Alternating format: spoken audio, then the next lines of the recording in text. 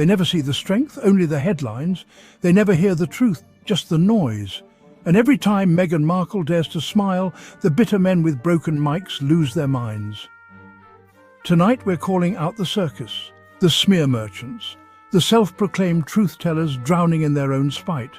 Like Enrique Rosa, who's fuming because a woman had the audacity to take her child to Disneyland without asking for his permission.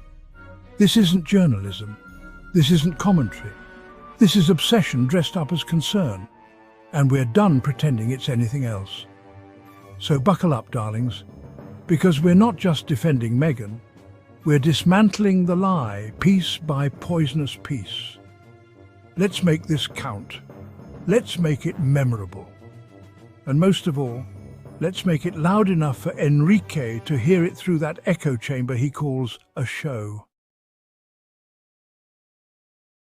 In every ecosystem, there are builders and critics.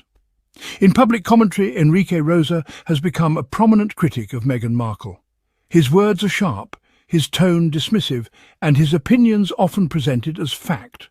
Rosa's commentary rarely acknowledges Meghan's successes or charitable work. Instead, he focuses on perceived missteps, painting a skewed picture. This isn't impartial journalism, it's a fixed perspective. When criticism becomes a pattern, we must ask, what's the motivation? True journalism seeks context and understanding, not just controversy. Rosa's approach is one of perpetual opposition, positioning himself as an antagonist. This may bring attention, but not truth. When we encounter critics like Rosa, we must use our own judgment. Is the criticism fair? Is it supported by evidence? Does it consider the whole picture? It's easy to destroy, harder to build. The critic's shadow is just that, a shadow, not substance. We should turn our attention to the light, not the absence of it. The real story is found in what's built, not what's torn down. Let's look beyond the critic's noise. Let's examine Rosa's claims. He calls Meghan's post-royal ventures failures, pointing to shifting timelines as proof.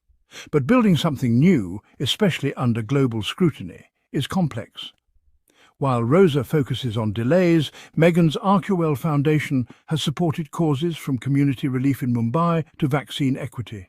Her podcast Archetypes topped charts and sparked global conversations. These are not failures, they're meaningful contributions. Rosa also attacks Meghan's character, dismissing her advocacy as performative. Yet Meghan's work for women and girls predates her fame, and her openness about mental health has helped many. The facts show a dedicated advocate, not a performer. Rosa's narrative crumbles when compared to Meghan's consistent, impactful work. The reality is far richer than the headlines suggest. There are two ways to measure a life: by the noise of critics or the impact of contributions. Rosa's career thrives on controversy and headlines, adding to the world's noise. His legacy is a collection of opinions, not actions. Meghan Markle, in contrast, measures her life by the lives she touches. Her work with Arcuwell, her advocacy, and her support for families are tangible contributions. She builds while critics tear down. Rosa's criticism is fleeting.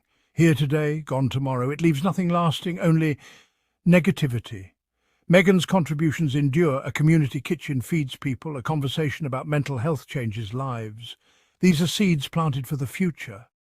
The critic observes from the sidelines. The creator steps into the arena. The measure of Meghan's life is in her growing legacy, not in the words of her critics. Real impact is found in what's built, not what's said. The world remembers builders, not those who only comment. Meghan's legacy is rooted in action. That's what lasts. The rest is just noise. True strength isn't loud. It's found in quiet dignity. Meghan Markle has faced relentless criticism, yet she's chosen dignified silence. She doesn't let negativity dictate her direction. This isn't weakness, it's wisdom. By not engaging every critic, she keeps control of her narrative. Her actions and contributions are her response. Meghan's honesty about her struggles is an act of courage, not vulnerability. She's created space for others to feel less alone. Critics see silence as surrender, but they're mistaken. The strongest trees bend with the wind, rooted in purpose. Meghan's strength is quiet, resilient, and deeply rooted. It's seen and felt even when unspoken. A person's legacy isn't written by critics, it's forged in purpose. The opinions of commentators like Rosa are fleeting, washed away by time.